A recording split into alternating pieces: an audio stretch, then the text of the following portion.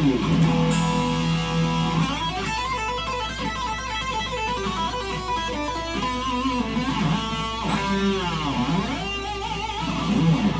guys, welcome to Crispy Licks here. We got a quick one today. This one's for you, Pixel Thief. I think, and I had another subscriber as well want to know about this. Basically, left hand technique, right?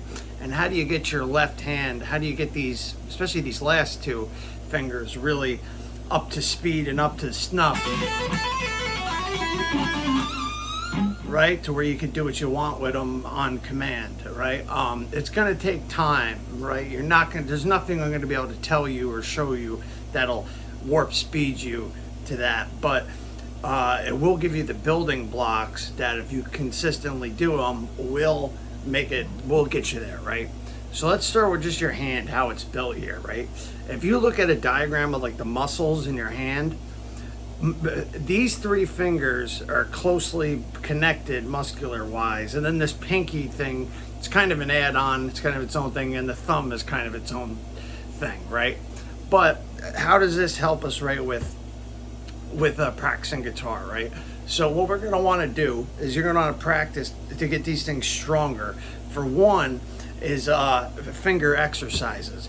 If you've never taken a guitar lesson, this might be foreign to you, but it should be it's straightforward and easy to pick up on if you don't already know it, which would be going in a chromatic order. That just means one fret after another,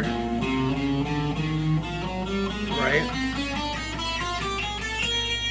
And then going backwards too.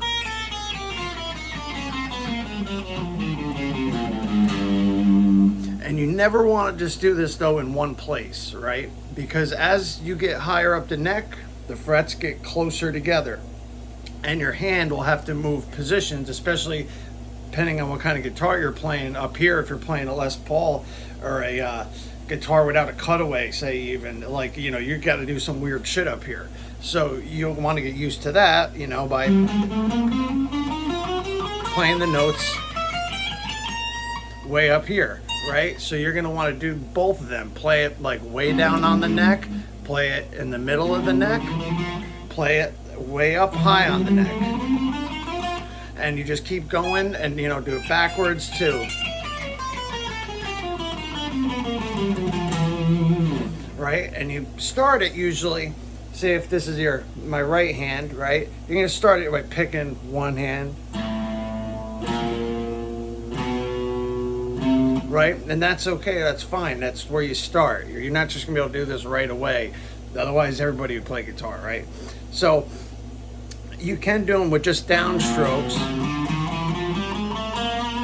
but you want to kind of be building your right hand as you do with the left hand too, like in conjunction kind of. So I would try to, if you're already at that place in your playing, start doing with alternate picking, where you're going down, up, down, up, down, up, down, up, down, up, down, up, down, up, down, up, down, up. Right? So that's just one thing right off the bat that you can do. That's the most basic of the three things I'm going to tell you there. So that's number one, finger exercises, okay? And they are boring and monotonous, so some things that I do, because especially if you're at the stage where finger exercises, you know, are going to help you because you're struggling to do them at just basic speed. Like if you can't do them at this speed,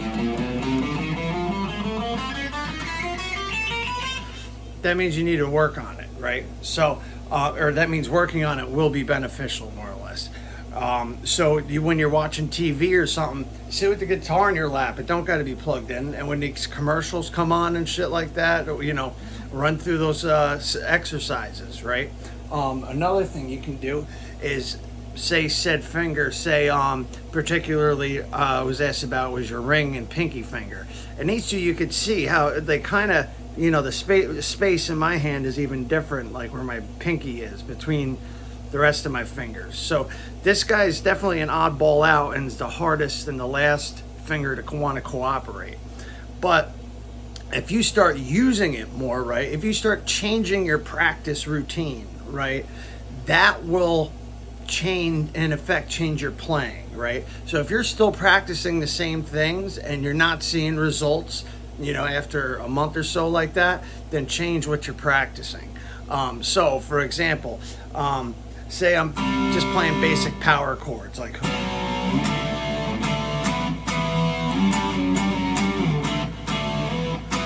you know, playing some old school Sabbath or something, right? Instead of doing these power chords like this, do them with your pinky, right? So you got your pointer finger and then your pinky.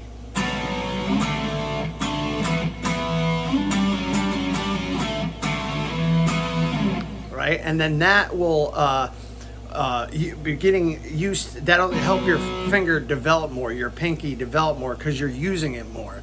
Even though it's not nothing crazy or flashy, that's, you know, it's like baby steps. It's somewhere to start, right? So you got your power chords. Like, if you're going to play a show, obviously don't try, or you're going to play in front of people, you know, you want to play your best. You don't want to try just throwing in pinky stuff for exercise sake, but you can. But yeah, otherwise, if you're at home in the bedroom and stuff, get used to just practicing.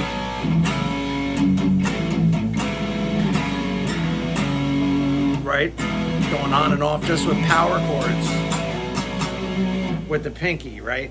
And then the ring finger too, building that up, right? You can slide up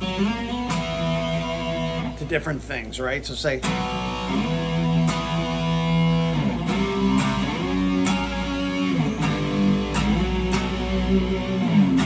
see if you can do that. Hold a chord, a power chord like that, and slide. Because that will use different parts of the muscles in these fingers, right?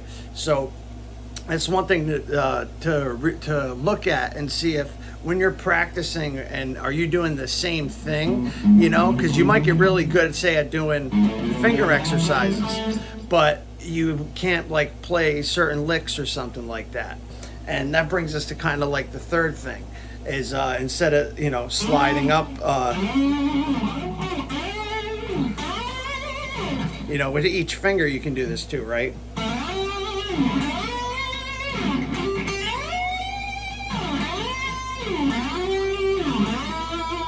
Right, so I'm going pointer finger, middle finger, ring finger, pinky, right? And that's just going up. I'm hitting random notes there. That's not a part of no scale or nothing. But that's the next thing it's going to bring me to is doing your scales, right? So say like just A minor pentatonic, right?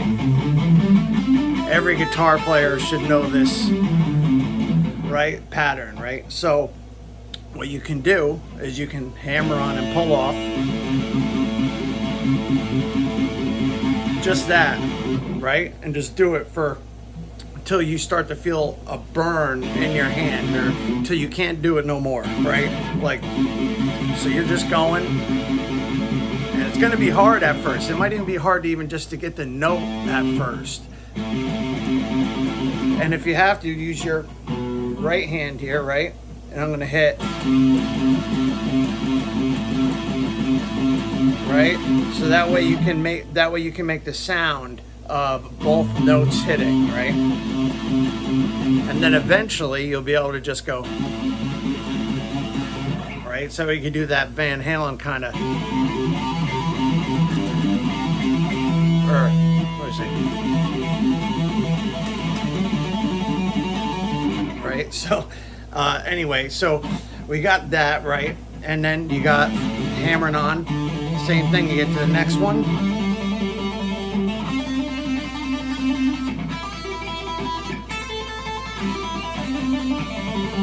And now your hand shifts, right? Your hand's gonna shift from when you're playing, like I was saying before, if you're playing up here, cowboy chords, to if you're playing up here, right? If you're playing way up here, my hand is more under the fretboard like that, right? Compared to back here, I can get my thumb more on the top, and you see it kind of angled a little, right? And I use my whole wrist to bend, you know, stuff like that. So to get your fingers used to it, you know, use these hammer-ons and stuff like that. But then you're going to want to learn some licks. If you don't know what a lick is, that's just like a part. It would be like a short phrase, or for lack of a better term, a small part of like a guitar solo or something. So say like it'd be like, that's a popular blues one, right? Now doing that, bending with this finger, especially if it's your ring finger you're trying to get better, bend with it. Now that I just went up the A pentatonic scale just on one string, on the G string, but you could go right, and think if you're on the G, B, or E strings, the strings without the winding on them, you know, the bottom three, the high strings, you bend up. Now if you're on the low strings, bend down.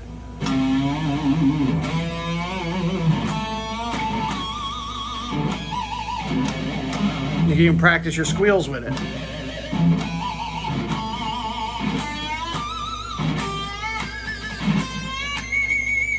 Right? So you see how you can kind of dual purpose a lot of these exercises too. Get through two birds with one stone. You know, so use the scale patterns. If you already know this one, you know, go to the next one. You know, the major. And just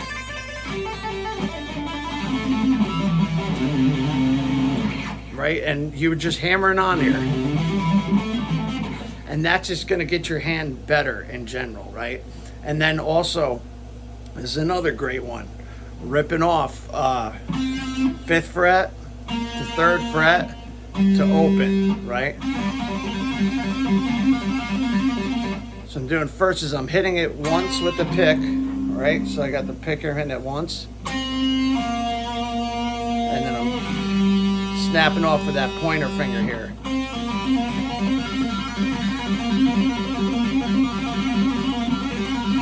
And then you can eventually start doing it the other way too, forward.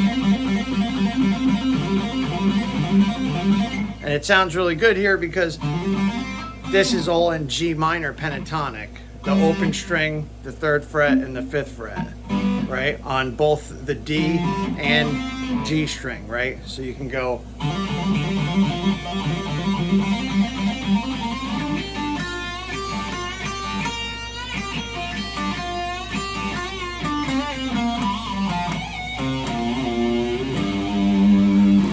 Right, so that's just something you do, and then you know, with bending and stuff like that, same thing. Do it way up here too. Get up to your G way up here.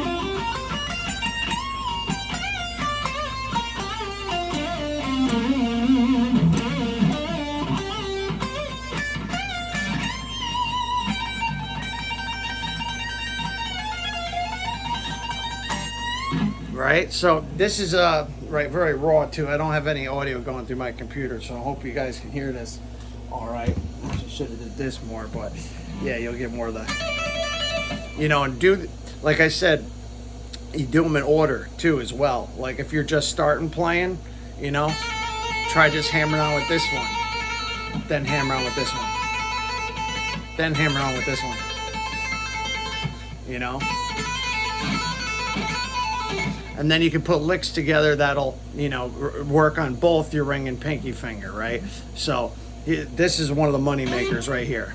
8th fret on B with your pinky, pointer finger on 5th fret on the high E. And then you're gonna hammer on 7 and then 8, and then pull off. Right, so getting used to that pulling off, that'll be really hard to do at first, but you'll start to get it and it'll come through. And then also hammering on this way.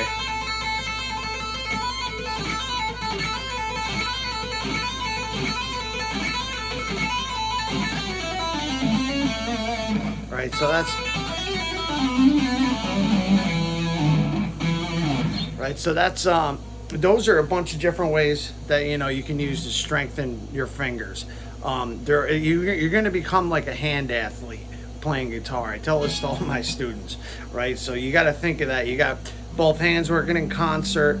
This one's doing kind of a different drills than this one, but to get the left hand down, that's the one you want to get down first anyway, before you start doing high level right hand stuff. So it's good to want to do that, but you'll eventually have to get your right hand better to help practice your left hand better, if that makes sense. But so real quick here, 1, 2, 3, you got the finger exercises, power chords, or any other chords you can put a different voicing to. So use like your pinky finger for the power chords. Slide them up and down, play stuff like Iron Man or Smoke on the Water.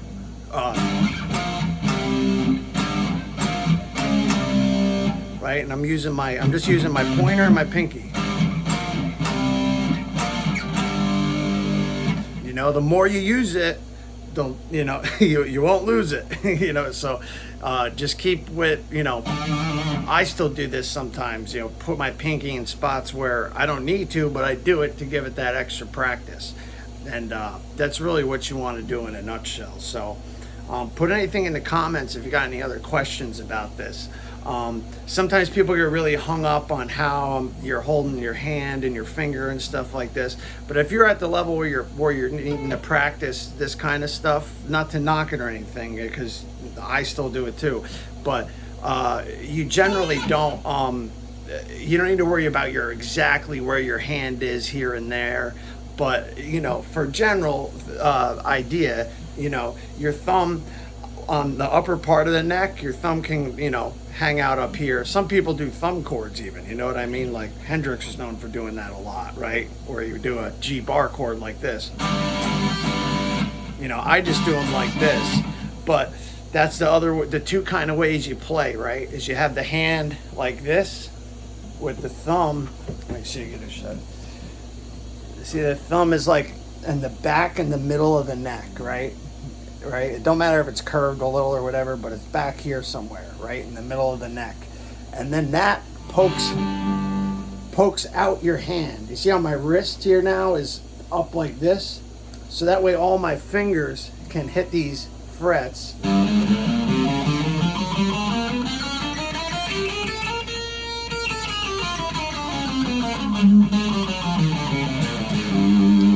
Right? So that's the one position with your thumb in the middle of the neck there, you see? And then the other one is like this, right? Which you can also do. Ah.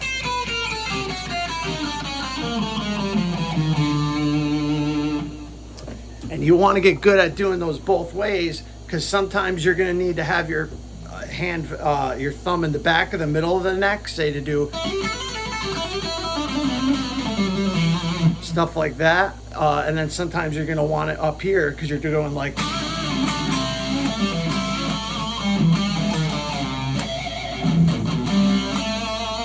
right that you're hitting maybe 2 notes at a time, doing double stops.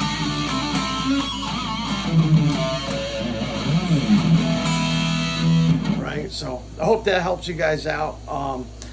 Yeah, but don't get too worried about the hand thing. Just go those 2 ways, right? You got your thumb down in the middle of the neck, pokes the hand out, right? And then you got your thumb kind of over, not over the neck, but up here more, right? So think of going between those 2 positions and then going lower on the neck to high on the neck, right?